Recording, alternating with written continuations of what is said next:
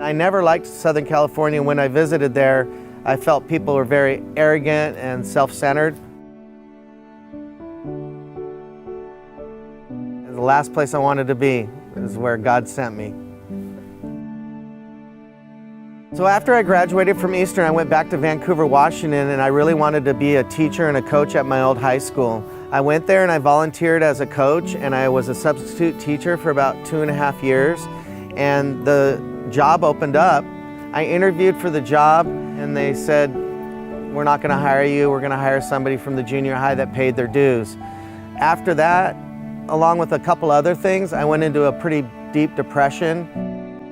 I had a girlfriend at the time that lived in Southern California, and she said, "Well, why don't you move to Southern California in Orange County?" And I said, "No, I just don't want to." But she kept asking, and she said, "What do you have to lose?" I couldn't get a job to save my life in Washington, so I moved down to Southern California. Santa Ana High School needed a wrestling coach, and Santa Ana was known as being #1 in the nation for economic hardship. I didn't even like driving through Santa Ana, let alone work there, but I had no other options. There were no other opportunities. So I walked in, and the athletic director shook my hand and said, "You're hired." And I go, "You didn't ask me any questions." He said, "Nobody else applied for the job, you're it." And so I'm going, wait a minute, I don't know what I'm getting myself into. What does everybody else know about Santa Ana that I don't know? And so that was 1990, September 1990, and I was there for 29 years at that school, teaching and coaching. So the school I was at was 98% Hispanic. We were the pariah of Orange County wrestling. We were one of the worst of the worst. And we were also kind of had this perception that the kids were thugs and thieves and vandals.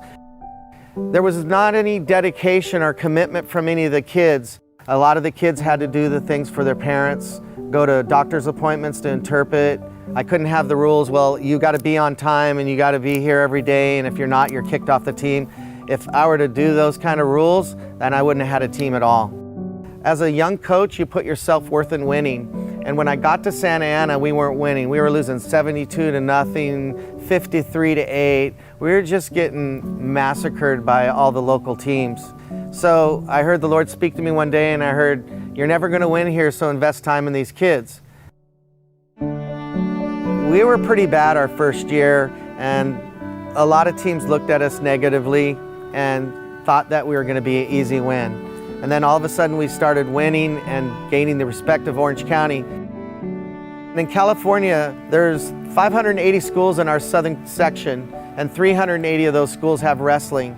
The program ended up winning 27 straight league championships. So just by giving up on winning and just saying, I'm going to throw a little faith in there, we saw something that most people call a miracle that happened in Santa Ana, because winning in Santa Ana is not easy to do.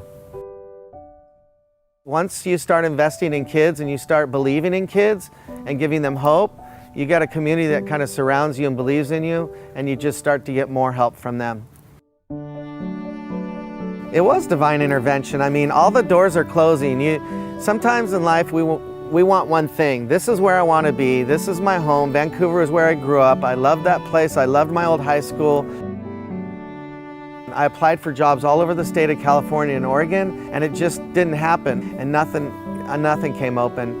And so that's where I was sent, the last place I wanted to be.